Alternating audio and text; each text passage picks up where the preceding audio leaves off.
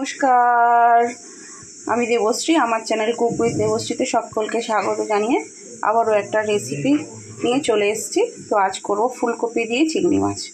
তো চিংড়ি মাছটা বড় সাইজেরই চিংড়ি মাছ, যেটা আমি নুন হলুদ মাখিয়ে নিয়েছি। ফুলকপি আর আলু পেঁয়াজ আছে। তো চলুন মাছটা নুন হলুদ মাখানো চিংড়ি মাছটা ভেজে নিই। এখানে সর্ষের তেল গরম করতে বসিয়ে দিয়েছি। তেলটা গরম হয়ে গিয়েছে, এবার চিংড়ি মাছগুলো ছেড়ে দেবো। চিংড়ি মাছটা ভাজতে বসিয়ে দিয়েছি। চিংড়ি মাছ ভাজতে তো বেশি সময় লাগে না। তো চলুন চিংড়ি মাছটা ভেজে নিয়ে আর আসি। চিংড়ি মাছটা ভাজা হয়ে গিয়েছে, এবার মাছটা তুলে নেব। দিয়ে দিচ্ছি শুকনো লঙ্কা আর গোটা জিরে ফোড়ন। ভাজা হয়ে গিয়েছে, এবার এর মধ্যে দিয়ে দেবো ফুলকপি আর আলুটা।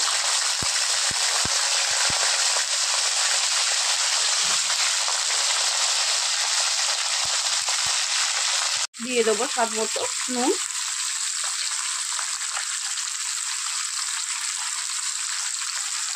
এবার আলু ফুলকপিটা একদম লাল করে ভেজে নেব।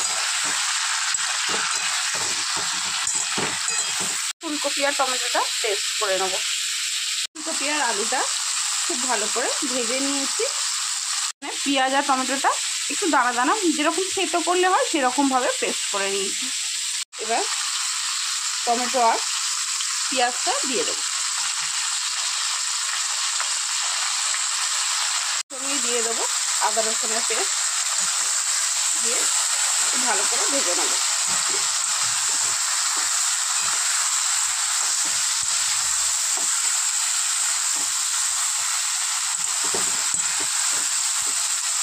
আদা রসুন পেঁয়াজ টমেটো দিয়ে খুব ভালো করে কষিয়ে নিয়েছি। এবার দিয়ে দেবো হলুদ গুঁড়ো,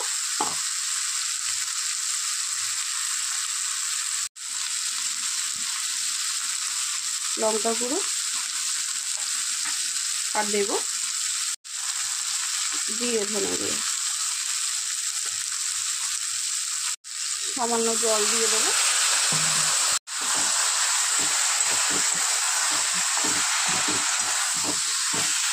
খুব ভালো করে কষিয়ে নেব।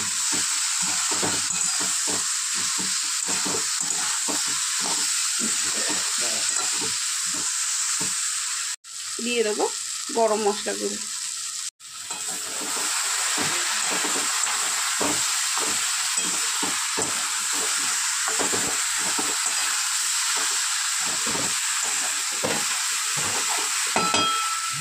ভালো করে কষানো হয়ে গিয়েছে, দিয়ে দেবো পরিমাণ মতো জল।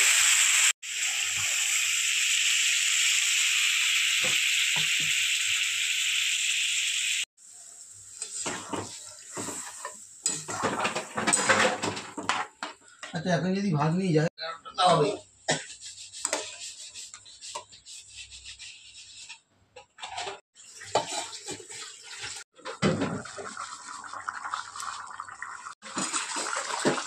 তো দেখে চলুন 5 মিনিট হয়ে গিয়েছে। আলু ফুলকপি সিদ্ধ হয়েছে কি? হ্যাঁ, আলু ফুলকপি সিদ্ধ হয়ে গিয়েছে। এবার দিয়ে দেবো ভেজে রাখা চিংড়ি মাছ আর কুচনো ধনেপাতা।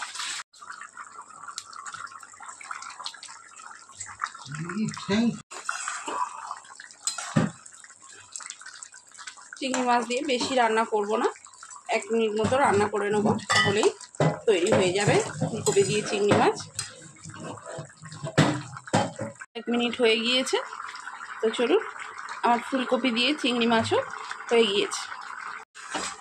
এটা কিন্তু খুব ঝোলঝোলও হয়নি, মাখা মাখা হয়নি, রসা মতো হয়েছে। তো চলুন নামিয়ে নিই।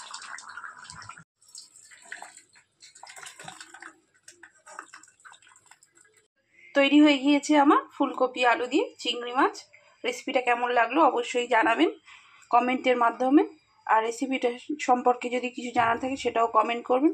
আর যদি রেসিপিটা ভালো লেগে থাকে অবশ্যই লাইক শেয়ার আর সাবস্ক্রাইব করে আমার পাশে থাকবেন। তো চলুন আজকের মতো টাটা, দেখা হবে অন্য কোনো দিন অন্য কোনো রেসিপির সঙ্গে।